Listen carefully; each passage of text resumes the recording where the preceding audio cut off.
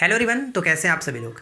आज के हम इस वीडियो में बात करने वाले हैं बिहार एसआई का जो न्यू वैकेंसी आया हुआ है 2213 पदों के लिए, उसको क्वालिफाई करने के लिए क्या सही रणनीति होनी चाहिए। काफ़ी लोग मुझसे कमेंट करके पूछ रहे थे कि आपने किस तरह से प्री और मेंस को क्लियर किया। तो मैं आपको बता दूं कि मैंने इससे पहले वाला जो वैकेंसीज था 2446 पदों के लिए, उसमें मैंने प्री और मेंस को क्लियर किया है। तो किस तरह से मैंने पढ़ा, क्या क्या चीज़ें पढ़ा, क्या क्या स्ट्रैटेजी को फॉलो किया, इन सभी चीज़ों के बारे में इस वीडियो में डिस्कस करेंगे। और मैं आपको काफ़ी अच्छे तरीके से बताऊंगा कि आप किस तरह से क्वालिफाई कर सकते हैं। ठीक है, आपको बस प्रॉपर स्ट्रैटेजी होनी चाहिए कि किस तरह से क्वालिफाई करना है। ठीक है, तो वीडियो को कर दीजिए लाइक और चैनल को कर लीजिए सब्सक्राइब, क्योंकि यहाँ पे आपको इस तरह से हमेशा एक प्रॉपर गाइडेंस के साथ अच्छी नॉलेज दी जाती है। और साथ ही साथ मैं आपको यहाँ पे बिहार दरोगा के लिए काफ़ी अच्छे तरीके से प्रिपरेशन भी करा रहा हूँ। ऑलरेडी हमारा प्रिपरेशन स्टार्ट हो चुका है, तो आप हमारे साथ जुड़ सकते हैं। ठीक है, तो चलिए बात करते हैं कि आखिर हमें क्या क्या स्ट्रैटेजी को फॉलो करना है। देखिए यहाँ पे आपको बताऊँगा 3 पॉइंट्स के बारे में, मेनली 3 पॉइंट्स के बारे में बात करेंगे। सबसे पहला पॉइंट्स हम देखेंगे कि टाइम और स्ट्रैटेजी क्या होना चाहिए। टाइम की अगर हम यहाँ पे बात करें तो टाइम से मेरा मतलब ये है कि अगर अभी से हम देखें कि आपके पास टाइम कितना है, आखिर तैयारी करने के लिए टाइम तो चाहिए, तो कितना टाइम आपके पास है। तो देखिए आपको पहले पता था कि 14 फरवरी के एग्जाम्स होने वाला है, और साथ ही साथ आपको ये चीज़ पता था कि 14 फरवरी या फिर कहीं कहीं आपने ये देखा होगा कि 21 मार्च को एग्जाम्स होने वाला है।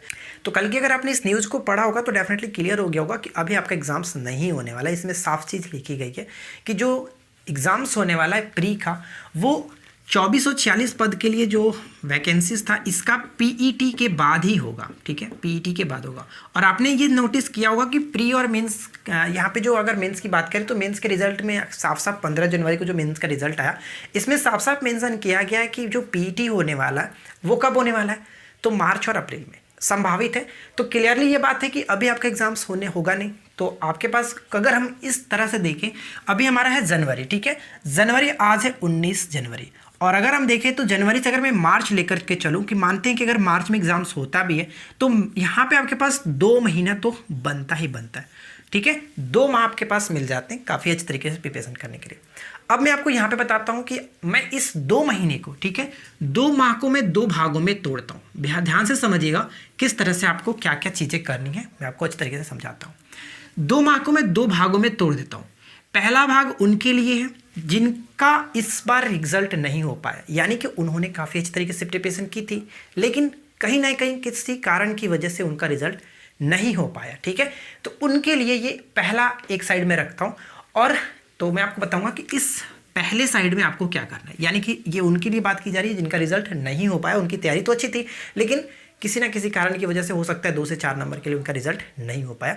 तो उनको क्या करना है, देखिए उनके लिए मैं आपको टाइम मैनेजमेंट ये बताता हूँ कि आपको करना ये है कि आपने जो चीज़ पढ़ रखा है, सिलेबस तो आपको पता है, इसमें मुझे बताने की जरूरत नहीं पड़ेगी। तो सिलेबस के अकॉर्डिंग जो भी इंपॉर्टेंट टॉपिक है, और साथ ही साथ आपने डेफिनेटली नोट्स बना रखा होगा, तो अगर आपने नोट्स बना रखा है तो उस नोट्स को रिवाइज करना है, सिर्फ और सिर्फ आपको रिवाइज करना है। ठीक है, रिवाइज करेंगे और इन 2 महीने में आपको रेगुलर 2 प्रैक्टिस सेट करना है। डेली 2 प्रैक्टिस सेट यानी 2 मॉक टेस्ट आपको लगाना है, और इस मॉक टेस्ट के साथ साथ एनालिसिस भी करना है। ये मोस्ट इंपॉर्टेंट है, उसका विश्लेषण आपको करना ही करना है।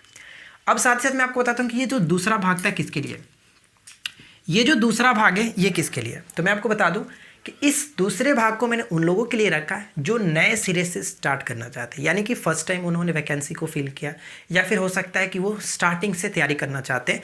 तो देखिए अगर आप स्टार्टिंग से तैयारी करना चाहते हैं तो आपको थोड़ा सा मेहनत ज़्यादा करना पड़ेगा, लेकिन करना तो है ही। देखिए इस 2 महीने में आपको क्या करना पड़ेगा, पहले चीज़ है कि आपको सभी इंपॉर्टेंट टॉपिक सिलेबस के अकॉर्डिंग जो भी सिलेबस में दी गई है टॉपिक, आप उन टॉपिक को पढ़ेंगे।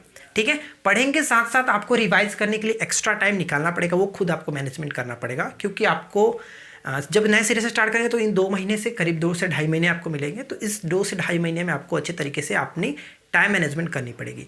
लेकिन आपको इसके अलावा एक मॉक टेस्ट डेली देना ही देना है।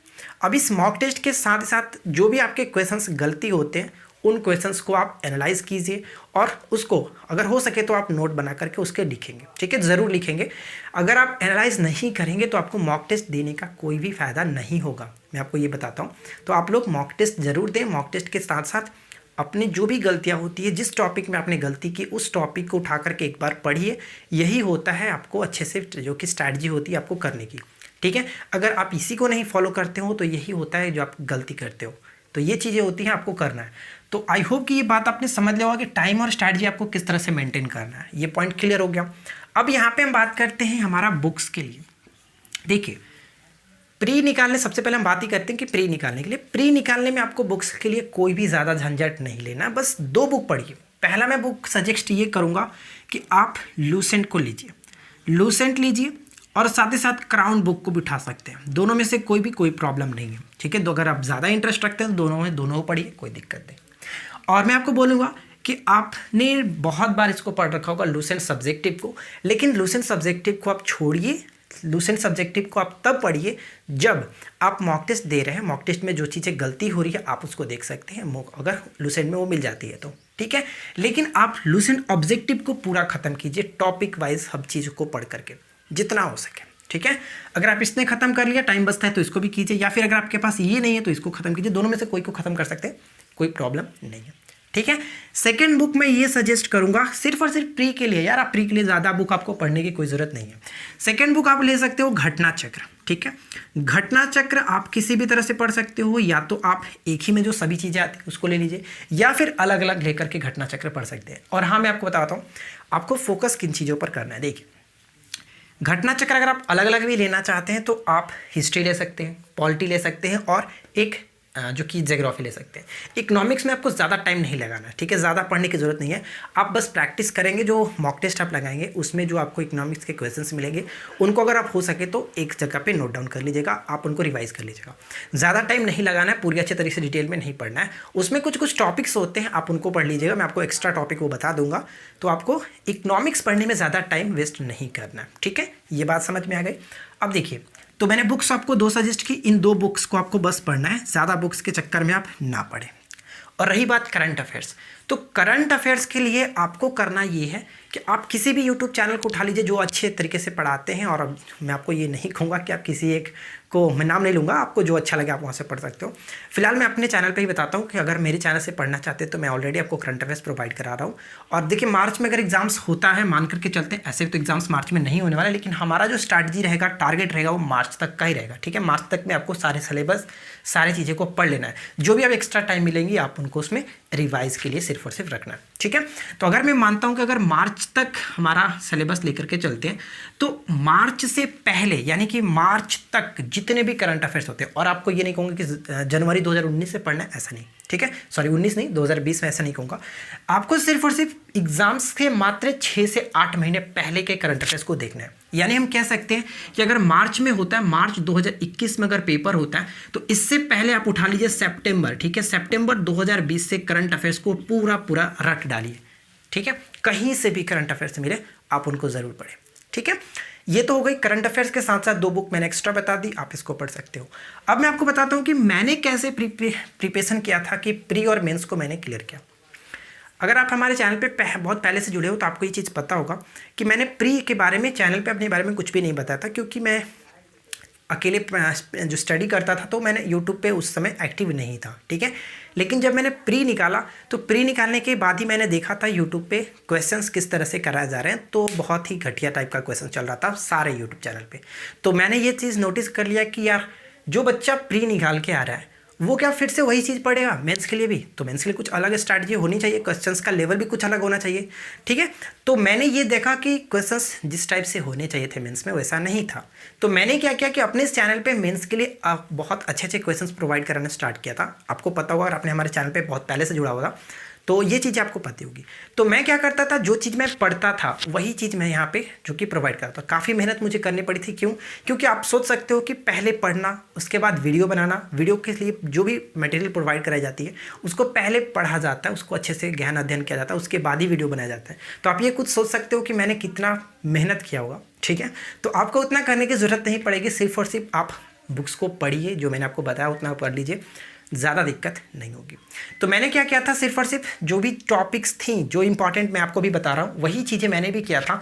जो सिलेबस में दी गई हैं, जो टॉपिक्स दी गई उन टॉपिक्स को मैंने काफ़ी अच्छे तरीके से पढ़ा। और मेरा ये टारगेट रहता था कि मैं दिन में हर दिन 2 सेट लगाता था, 2 सेट किसी भी तरह से 2 सेट लगाना ही लगाना है। और साथ ही साथ उनका जो एनालिसिस करना होता है वो मैं डेफिनेटली करता था, उनको मैं नहीं छोड़ सकता था, ठीक है।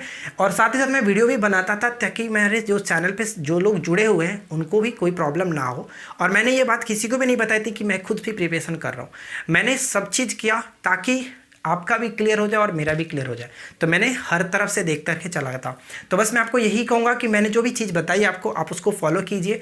मॉक टेस्ट आपको देना ही देना है। अगर आप स्टार्टिंग से प्रिपरेशन करते हैं तो आप एक मॉक टेस्ट लगाइए, लेकिन आपको पढ़ाई पे ज़्यादा ध्यान देना पड़ेगा। लेकिन अगर आपने पहले से बहुत चीज़ें पढ़ रखी है और इस बार सिलेक्शन आपका बहुत कम नंबर्स की वजह से नहीं हुआ, तो आपको बस क्या करना है, दिन में 2 सेट लगाना है, किसी भी तरह से 2 सेट लगाना है और जो आपने टॉपिक पढ़ रखा उसको रिवाइज करना है। बात समझ में आई होप कि ये चीज़ आपने क्लियर कर लिया होगा।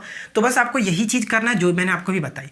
तो आई होप कि ये पॉइंट आपका क्लियर हो गया होगा कि आपको किन किन 3 बातों का ध्यान रखना है। बस जो मैंने 3 बातें यहाँ पे बताई है, आप इन 3 चीज़ों को फॉलो कीजिए और डेफिनेटली। और एक चीज़ मैं आपको जाते जाते और बताता हूँ, देखिए नोट्स जरूर बनाएं। नोट्स बनाने का मतलब मैं ये कह रहा हूँ, अगर आपने मान के चलिएगा आज एक मॉक टेस्ट दिया, एक मॉक टेस्ट में आपके साइंस के 4 क्वेश्चंस गलती हो गए, ठीक है, साइंस के 4 क्वेश्चंस गलती हो गए, तो आप इन 4 क्वेश्चंस को इस नोट्स में ज़रूर बनाएं। अगर आपने नोट्स का मतलब ये कि आप एक सेपरेट कॉपी ले लीजिए, उस सेपरेट कॉपी में जो भी मॉक टेस्ट में क्वेश्चंस गलती आपने की उस इस नोट्स बुक में होना जरूरी है, डालिए।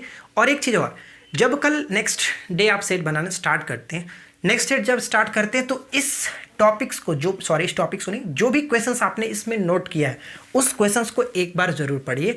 पढ़ने के बाद ही सेट लगाना स्टार्ट कीजिए। तो ये अगर आप रेगुलरली 1 हफ्ता भी कर लेते हैं ना, तो आपको पता चल जाएगा कि ये मैंने जो बताया था क्या आपके लिए सही है कि नहीं है, ठीक है। 1 हफ्ता बाद नीचे कमेंट करके बताइएगा। तो दोस्तों मुझे उम्मीद है कि आप लोगों को ये छोटा सा मैंने जो तरीका बताया, इस तरीके को अगर आप फॉलो करते हैं तो डेफिनेटली निकाल सकते हो। प्री निकालने में आपको कोई नहीं रोक सकता है। बस आप इन जो मैंने पॉइंट्स बताए, छोटे छोटे पॉइंट्स बताए, आप इन पॉइंट्स को फॉलो कीजिए। तो अगर आपको इससे बेटर स्ट्रैटेजी आपके पास है तो आप उसको भी फॉलो कर सकते हैं। मैं आपको जोर जबरदस्ती नहीं करूँगा, बस मैंने आपको बताया कि किस तरह से मैंने किया था और आपको ये अगर करते हैं तो आपने डेफिनेटली सक्सेस हो जाना है। तो फिलहाल इस वीडियो में इतना ही। मिलते हैं किसी और वीडियो में नेक्स्ट टॉपिक के साथ। अगर आपको ये वीडियो हेल्पफुल लगी हो, नॉलेजफुल लगी हो तो लाइक कर दीजिएगा। चैनल पे पहली बार है तो सब्सक्राइब कर दीजिएगा। मिलते हैं किसी और वीडियो में नेक्स्ट टॉपिक के साथ। Thanks for watching, keep learning, have a good day.